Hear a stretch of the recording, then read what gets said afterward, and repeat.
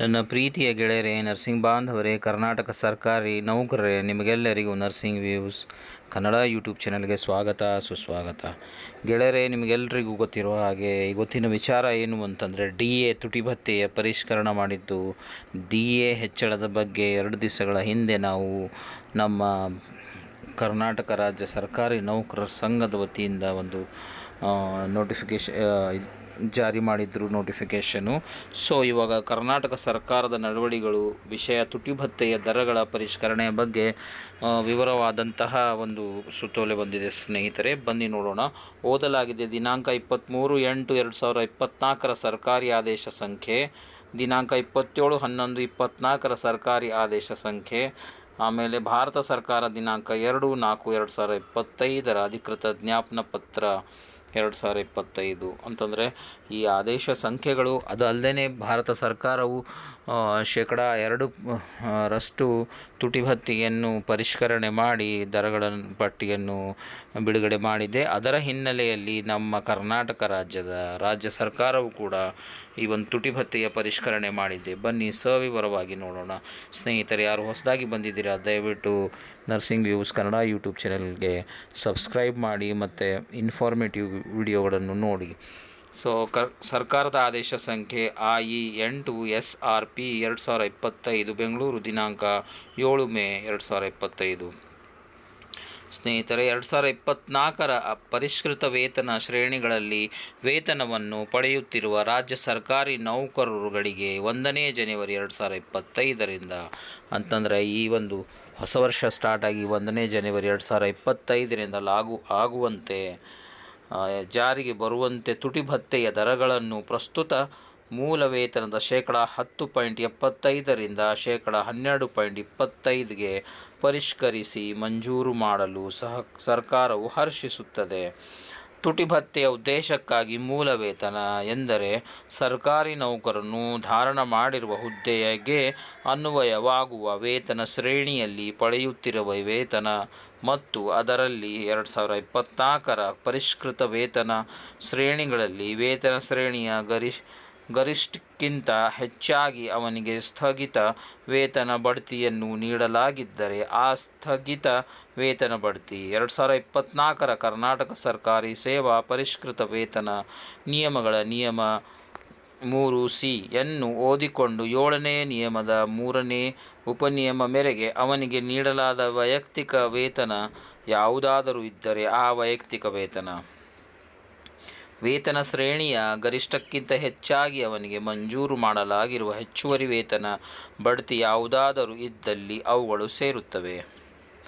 ತುಟಿ ಭತ್ಯೆಯ ಮಂಜೂರಾತಿಯ ಉದ್ದೇಶಕ್ಕಾಗಿ ಮೂಲ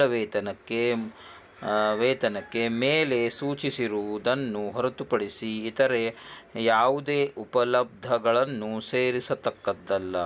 ರಾಜ್ಯ ಸರ್ಕಾರದ ನಿವೃತ್ತಿ ವೇತನದಾರರು, ಕುಟುಂಬ ನಿವೃತ್ತಿ ವೇತನದಾರರಿಗೆ ಮತ್ತು ರಾಜ್ಯದ ಸಂಚಿತ ನಿಧಿಯಿಂದ ನಿವೃತ್ತಿ ವೇತನ ಮತ್ತು ಕುಟುಂಬ ನಿವೃತ್ತಿ ವೇತನವನ್ನು ಪಡೆಯುತ್ತಿರುವಂತಹ ಅನುದಾನಿತ ಶಿಕ್ಷಣ ಸಂಸ್ಥೆಗಳ ನಿವೃತ್ತಿ ವೇತನದಾರರು, ಕುಟುಂಬ ನಿವೃತ್ತಿ ವೇತನದಾರರಿಗೂ ಸಹ ದಿನಾಂಕ 1ನೇ ಜನವರಿ 2025ರಿಂದ ಜಾರಿಗೆ ಬರುವಂತೆ ಹಾಲಿ ಲಭ್ಯವಿರುವ ತುಟಿ ಭತ್ಯೆಯ ದರಗಳನ್ನು ಮೂಲ ನಿವೃತ್ತಿ ವೇತನ, ಕುಟುಂಬ ನಿವೃತ್ತಿ ವೇತನದ ಪ್ರಸಕ್ತ 10.75ರಿಂದ 12.25ಕ್ಕೆ ಹೆಚ್ಚಿಸಿ ಮಂಜೂರು ಮಾಡಲು ಸಹ ಸರ್ಕಾರವು ಹರ್ಷಿಸುತ್ತದೆ. ತುಟಿ ಭತ್ಯೆಯ ಮಂಜೂರಾತಿಯ ಉದ್ದೇಶಕ್ಕಾಗಿ ಕರ್ನಾಟಕ ನಾಗರಿಕ ಸೇವೆ ನಿಯಮಗಳು 2024ರ ನಿಯಮ 3ರಲ್ಲಿ ಸೂಚಿಸಿರುವ ಮತ್ತು ಸದರಿ ನಿಯಮದಡಿ ಹೊರಡಿಸಿರುವ ಆದೇಶಗಳಲ್ಲಿ ಸೂಚಿಸಿರುವ ಮೂಲ ನಿವೃತ್ತಿ ವೇತನ, ಕುಟುಂಬ ನಿವೃತ್ತಿ ವೇತನವನ್ನು ಹೊರತುಪಡಿಸಿ ಇತರೆ ಯಾವುದೇ ಉಪಲಬ್ಧಗಳನ್ನು ಸೇರಿಸತಕ್ಕದ್ದಲ್ಲ. UGC AICTE ICAR ವೇತನ ಶ್ರೇಣಿಗಳ ನಿವೃತ್ತ ನೌಕರರುಗಳಿಗೂ ಸಹ ಈ ಆದೇಶ ಅನ್ವಯಿಸುತ್ತದೆ. ಸರ್ಕಾರದ ಮತ್ತು ಜಿಲ್ಲಾ ಪಂಚಾಯತ್ಗಳ ಪೂರ್ಣಾವಧಿ ನೌಕರರಿಗೆ ಕಾಲಿಕ ವೇತನ ಶ್ರೇಣಿಗಳಲ್ಲಿರುವ ಪೂರ್ಣಾವಧಿ ವರ್ಕ್ ಚಾರ್ಜ್ ನೌಕರರಿಗೆ ಹಾಗೂ ಸರ್ಕಾರದಿಂದ ಅನುದಾನ ಪಡೆಯುತ್ತಿರುವ ಶಿಕ್ಷಣ ಸಂಸ್ಥೆಗಳಲ್ಲಿ ಮತ್ತು ವಿಶ್ವವಿದ್ಯಾಲಯಗಳಲ್ಲಿ ಕಾಲಿಕ ವೇತನ ಶ್ರೇಣಿಗಳಲ್ಲಿರುವ ಪೂರ್ವಾವಧಿ ನೌಕರರುಗಳಿಗೆ ಈ ಆದೇಶ ಕೂಡ ಅನ್ವಯಿಸುತ್ತದೆ.